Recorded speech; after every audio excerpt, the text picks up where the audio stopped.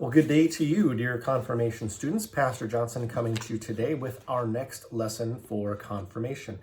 We are in the big topic of apologetics, learning how to defend the faith, how we defend our faith from questions that may come from other people.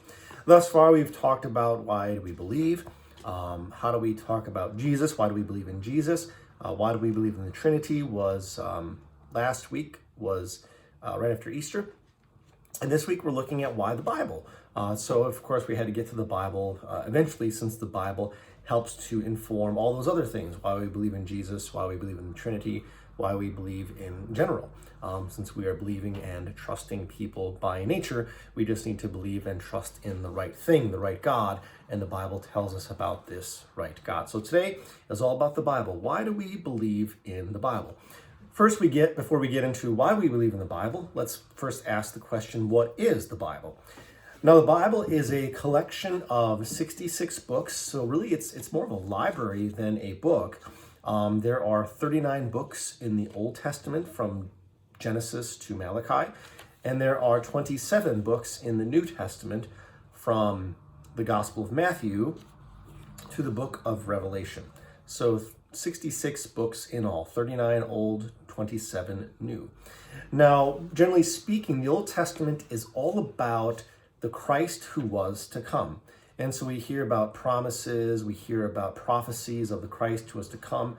For example, from Genesis chapter 3, where God curses Satan and curses him to the ground and tells him that he will be crushed by the seed of a woman. And of course, that seed of the woman is Jesus Christ, the woman, the Blessed Virgin Mary. And so right away in Genesis, we hear a seed of the gospel being promised to us. So again, the Old Testament is about Christ who was to come, generally speaking. And of course, there's all sorts of other things in there, the people of Israel, but mainly it's Christ that holds it all together. And the New Testament is all about the Christ who has come. And so we hear about that in the Gospels and the letters and so on and so forth. Now, when we look at the Old Testament and the New Testament, there are four main categories to both testaments in the scriptures. For the Old Testament, we have kind of the introduction to the Old Testament, as it were. And the introduction to the Old Testament is known as the Pentateuch, or sometimes referred to as the Torah, Torah. And the introduction to the Old Testament is the book of Genesis, the book of Exodus, Leviticus, Numbers, and Deuteronomy. And so in those first five books, the Torah, the Pentateuch, is laying out the story of God that will be unfolded in the next 34 books after that. So those five books form the introduction to the Old Testament, the Pentateuch, and then we go from the introduction section to the history section, and that is a huge chunk of the Old Testament, and that lasts from the book of Joshua up until the book of Esther. And included there is also the book of Judges, 1st and 2nd Samuel, 1st and 2nd Kings, 1st and 2nd Chronicles, Ezra, Nehemiah, Esther. And so this is a really thick section which tells us of God's dealings with his people Israel and their wayward ways. The next section of the Old Testament is known as wisdom. And in the wisdom section, we hear about the book of Job, the story of his suffering. We look at the book of Psalms. The hymn book of the Bible is also what we consider wisdom. Then also we have the book of Proverbs, lots of wisdom, practical wisdom for everyday life. And then we also hear about the book of Ecclesiastes, which is kind of just the old man Solomon looking back on his life to see what is of lasting importance. And so the common refrain in Ecclesiastes is, vanity, vanity, all is vanity. Well, without Christ, everything is vain and without purpose, but with Christ, everything is full of meaning and purpose. And the final book in the wisdom section of the Old Testament is the Song of Solomon, which is a love poem, a really, really beautiful love poem. The final section of the Old Testament, are the books of the prophets, and that goes from Isaiah through Malachi. The four major prophets, Isaiah, Jeremiah, Ezekiel, and Daniel, and the minor prophets, Amos, Hosea, Nahum, Micah, Malachi, Obadiah, Jonah, and so on. And so those are the four main sections of the Old Testament. There's the introduction the Torah, there's the histories, there is the wisdom, there also is the prophecy, the prophets. When we look at the New Testament, it has a similar ordering, right? There's the introduction to the New Testament, which are the Gospels, introducing us to the Son of God who has become man in Jesus Christ. And so we have Matthew, Mark, Luke, and John, the four Gospels introducing us to the Savior of the world, who we heard in types and shadows in the Old Testament. The next portion of the Bible is the history portion, just like in the Old Testament. And this book is simply just one book, the book of Acts, the Acts of the Apostles. That is the big history section for us, which shows us the growing, the rise of the church, the growing movement of the Christian gospel, gaining momentum in the ancient world. And the wisdom section of the New Testament would be the letters of the apostles. And so we have letters from Paul. Most of the letters are from Paul. We also have letters from St. Peter, from St. John, from Jude, from James, and also there is a letter in there from, actually it's more of a sermon, from the author of Hebrews. We don't know who the author is, but that is in there. It could be Paul, it could be Apollos that we heard about in 1 Corinthians, but we're not quite sure who the author is. And the final book in the New Testament is the book of Revelation, and that is the prophecy section of the New Testament. So just as the Old Testament had those four main categories, introduction, history, wisdom, prophecy, so also the New Testament has the same kind of theme: introduction, history, wisdom, and, prophecy. And so the Bible is made up of all that stuff, which again is tied together by Jesus Christ. He is the center figure of the entirety of the scriptures. He is the one who makes the scriptures come alive and helps us to understand what's going on from Genesis all the way through Revelation. Now, where does the Bible come from? The Bible comes from a couple of different cultures, namely Hebrew and Greek culture. The Old Testament was written by and large in Hebrew, though there's some other portions written in Aramaic, the language that Jesus spoke. And also the New Testament was written in Greek. The Hebrew language is very, very old, as is Greek, and the Hebrew scriptures as we know them today were probably compiled around 500 BC, though of course what the events recorded in those scriptures go back even further than that. In the New Testament records all the events going on around Jesus and the church from about 32 AD to about 70 AD, maybe a little bit later. And the earliest complete copies we have of the New Testament are kind of in the early to mid 2nd century. But we have lots and lots of copies of portions of manuscripts and so on and so forth that are small, fragmentary, that date back to the 1st century. And so we have lots and lots of textual evidence of how old the Bibles are, and also how faithfully copied the scriptures have been, both Old Testament and New Testament. There's not a whole lot of textual variance. There are some, but they don't really have, it's like I'm going to someone's house, I'm going by someone's house. It's, to or by. It's kind of similar, a little bit different, but it essentially means the same thing. Those are most of the differences in some of the New Testament writings, just kind of differences in simple language like that. So it's not a whole lot of change in meaning. So the Bible as we have it is very old, comes from different cultures, and so that's why people might be a little confused about what's going on there, because it is portraying events that have happened a long time ago in a culture a world away, right? Half a world away.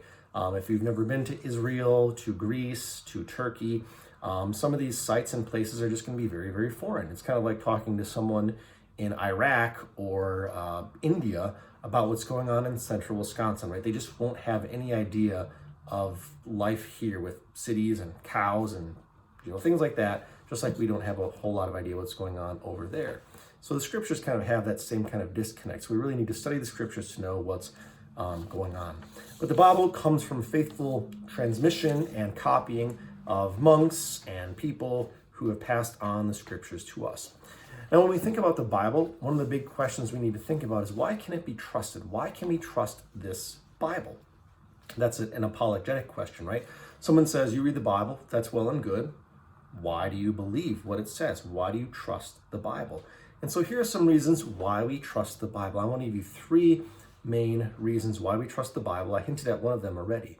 The first reason we trust the Bible is because there's a lot of, the Bible is cohesive in and of itself from Genesis to Revelation, that the Bible doesn't contradict itself, it is full of truth, and it portrays real people and real events that happen in real time and in real space.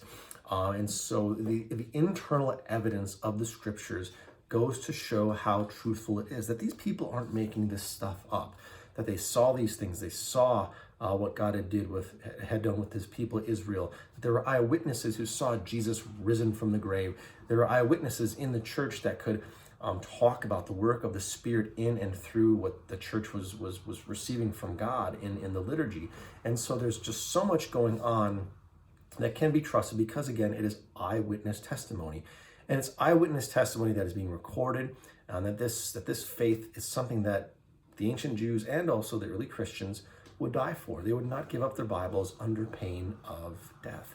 And so these people are not going to die for a lie, when life would have been so much easier to just say, well, just deny the faith and you'll be just fine. There won't be any issues. But these Christians, and before them, the Jews, they would not give up their scriptures. It meant that much to them. Because again, these things can be verified. They can be verified internally. There's no contradictions there in the scriptures, but also things can be verified externally. And that's what we turn to external evidence. By external evidence, I mean, by and large, things that have been verified archaeologically. So there have been lots and lots of archaeological digs going on in the Middle East. Not so much anymore, of course, because of the political situation going on there, obviously.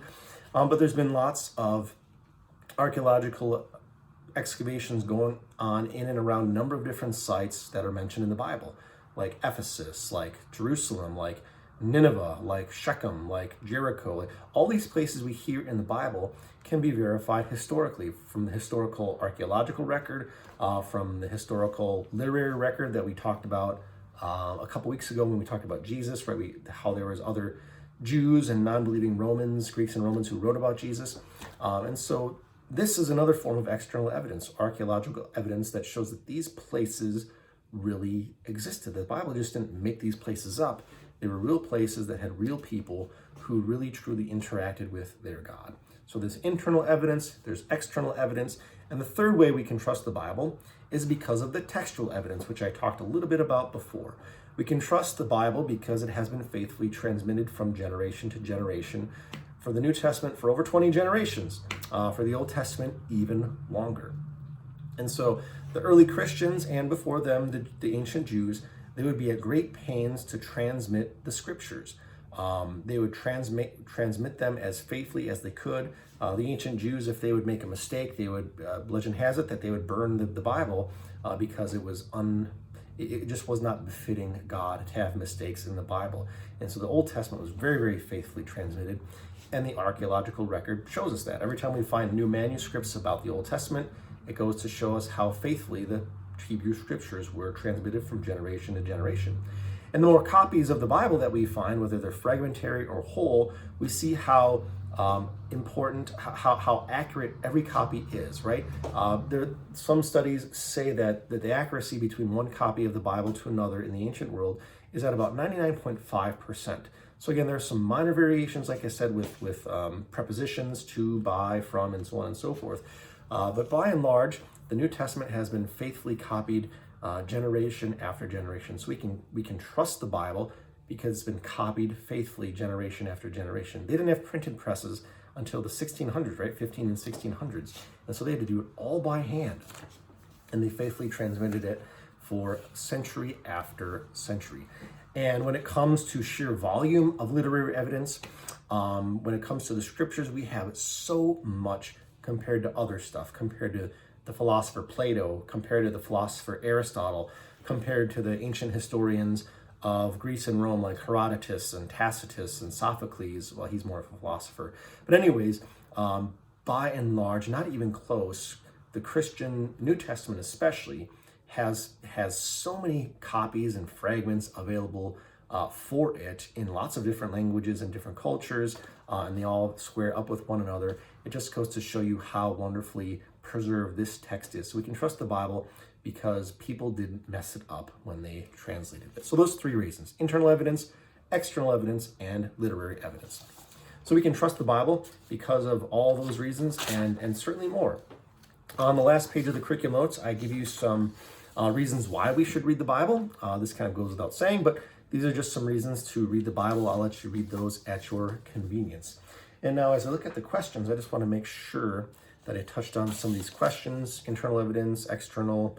Some of these things you can kind of answer on your own. So I think we're good. Take a look at those questions that I have on the website after you watch this video or while you're watching this video, and get those answers to me as soon as you can. We don't have very much longer for confirmation. We have a few more weeks of teaching through the month of April. Actually, 2 more weeks in April, and then we do some confirmation prep for those who are going to get confirmed. So what that looks like for you who are learning online, I'm still thinking about that, so keep posted with that for the first couple weeks of May. If you have any thoughts or questions, please let me know, or have your parents send me an email. So until next time, God's peace be with you. Take care.